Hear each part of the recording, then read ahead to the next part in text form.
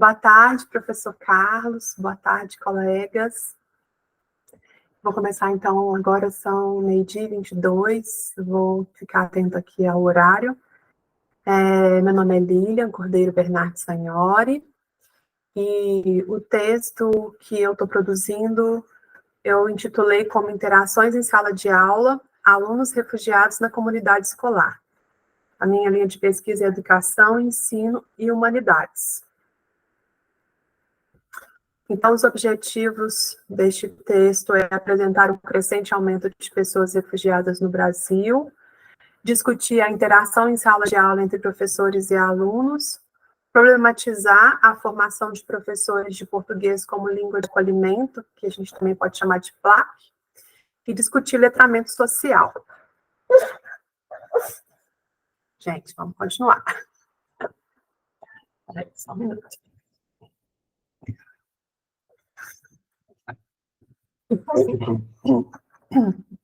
Aí, como autores, inicialmente eu estou trabalhando com a Irene Cajal, que o professor trouxe para a gente. Pode mudar a página. A interação de sala de aula, como o professor reage às falas iniciadas pelos alunos. Vou trazer também alguns dados do Observatório das Migrações Internacionais, do relatório OBMIGRA.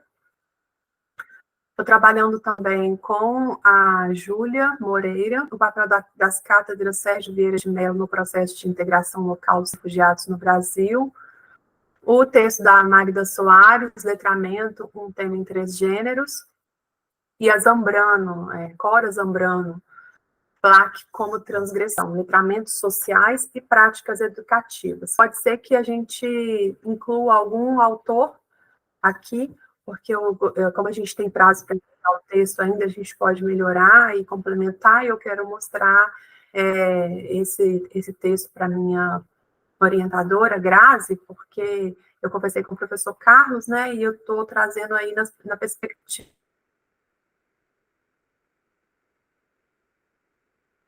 dos refugiados, na minha pesquisa. Então, vou começar aí, você pode passar. De acordo com o relatório, né, o BMIGRA de 2021, a presença de imigrantes e refugiados no Brasil cresceu de forma exponencial no último período, né, nos últimos 10 anos, de 2011 a 2020, 2021. Principalmente aí pela chegada dos novos fluxos migratórios no Brasil, inicialmente vindos de diversas regiões do sul global, e nos últimos anos, principalmente com a chegada dos haitianos e dos venezuelanos aqui no nosso país, né? De 2011 a 2021, as solicitações de refúgio foram de quase 297.800 pedidos, né? E vamos trazer também o conceito de refúgio, né? De acordo com a Lei 9.474 de 1997, a pessoa refugiada é aquela que, devido a fundados temores de perseguição por motivos de raça, religião, nacionalidade, grupo social ou opiniões políticas, encontra-se fora do seu país de nacionalidade, né? Por graves violações de direitos humanos, ela não pode regressar ao seu país de origem.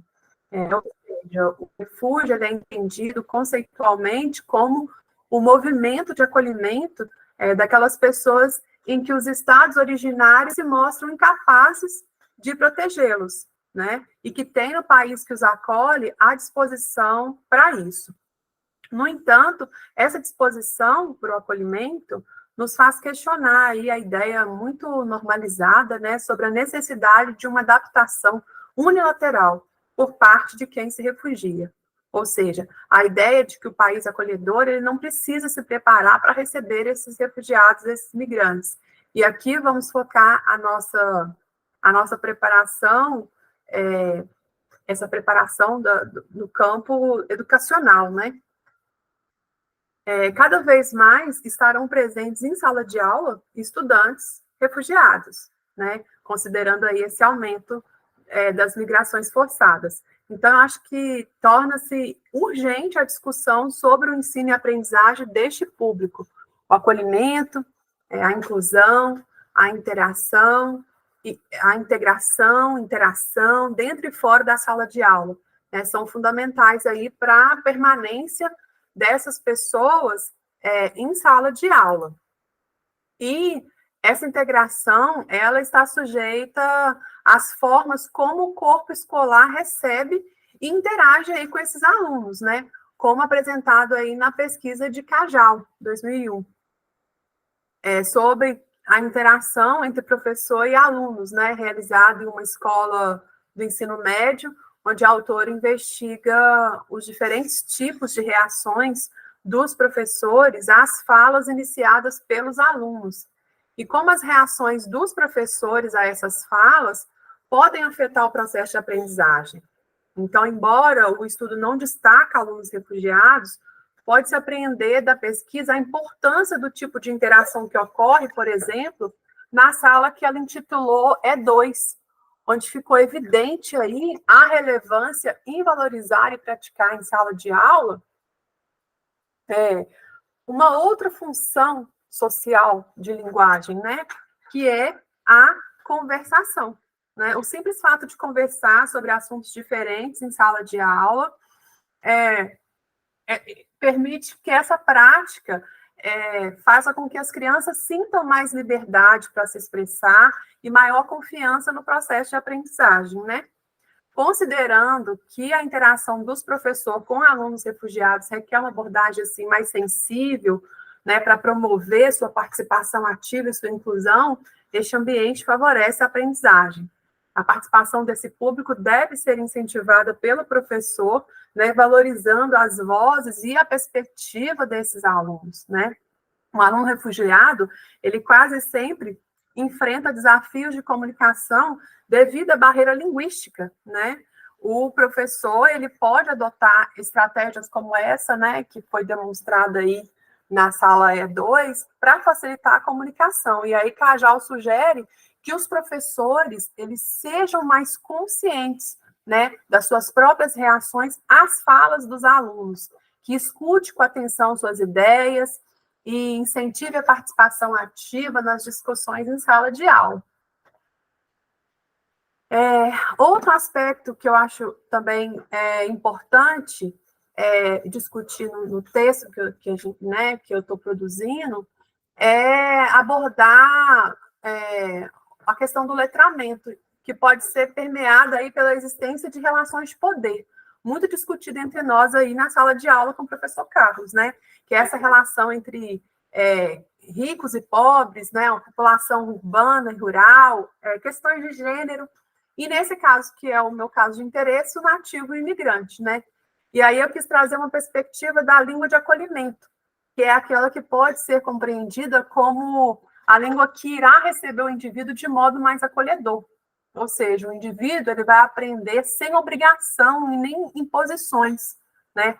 O que não necessariamente faz com que ele utilize a língua nativa dele na comunicação do país de acolhimento, né? Esta não será descartada, mas há aí uma língua que deve ser aprendida, né, pelo refugiado para facilitar o seu convívio, mas só que de uma forma mais leve, né? É importante o professor cultivar o respeito pelas diversidades sociais e culturais, né, salientando que não deve ser um único modelo de letramento, né, o autônomo, a prática social. E essa ideia quem traz é a Zambrano, né? Que é importante que seja respeitado aí a diversidade. E a Zambrano, ela traz no texto dela um autor que chama Street, onde ele diz que é necessário abandonar esses modelos, né? Nós não devemos desprezar as competências comunicativas nem as formas de letramento social. Ou seja, a língua de acolhimento, segundo o autor, né, segundo o Street, aproveita o letramento de cada aluno, né, que o professor, inclusive, falou na última aula, considerando diferentes contextos, regional, de gênero, étnico, racial, rural ou urbano, e diversas classes sociais, ou seja, sempre considerando a diversidade, né, dos sujeitos e, no nosso caso, os deslocamentos, né, forçados. É importante ressaltar que os letramentos, eles não precisam se limitar à escolarização ou à pedagogia, mas deve estar relacionado à prática social, né? Sem juízo de valor a respeito de uma suposta superioridade do letramento escolar sobre os outros, também falado muito aí com o professor, né? O professor falou muito em sala de aula. Isso pode dizer que a bagagem que os alunos trazem, né, nos seus cotidianos, nos seus meios de interação, deve ser valorizada e explorada pelo professor, né, como letramento social. E a Zambrano, ela traz também uma autora, a Anunciação, que afirma que o português como língua de acolhimento como uma possível prática de resistência, ou seja, uma possibilidade de transgressão, trabalhada também aí pelo Freire, né, de transgressão para os sujeitos em situação de refúgio e de migração forçada. Então, de acordo com a autora, a língua de acolhimento ela pode ser vista como uma prática transgressora da liberdade, ao nos permitir participar do crescimento intelectual e espiritual, e aí é uma citação dela, dos alunos, seja em sua língua materna, seja no idioma oficial do país de acolhimento. Para isso, é necessário cruzar as fronteiras, né, de que, segundo a autora, chama de ensino como rotina de produção, isto é, né, desafiar o sistema de educação bancária que o Paulo Freire traz, em que o professor detém todo o conhecimento e o aluno deve apenas ali armazená-lo, memorizá-lo, né? Em contrapartida, os alunos espera-se, né, que os alunos da língua de acolhimento, eles sejam participantes ativos e não só consumidores passivos, né? Então, já passou 2 minutinhos, mas os professores, né, por sua vez, né, eles transformam aí a maneira como pensam e como falam, e sua voz, ela deve estar em constante mudança e diálogo com o contexto de ensino, né? Essa mudança, ela diz respeito a características, né, da língua de acolhimento transgressiva e demonstra também aí um compromisso político, né? Então, era isso que eu queria trazer para vocês. O Ian estava dormindo no início da apresentação, mas agora acordou. Agradeço ao professor, né, pela oportunidade de poder fazer esse vídeo. E até o semestre que vem, para aquelas pessoas que não vão fazer disciplina concentrada, e até já para quem vai fazer concentrada. Obrigada. Tchau, professor. Tchau, colegas. Agora, pelo amor de Deus. Fala,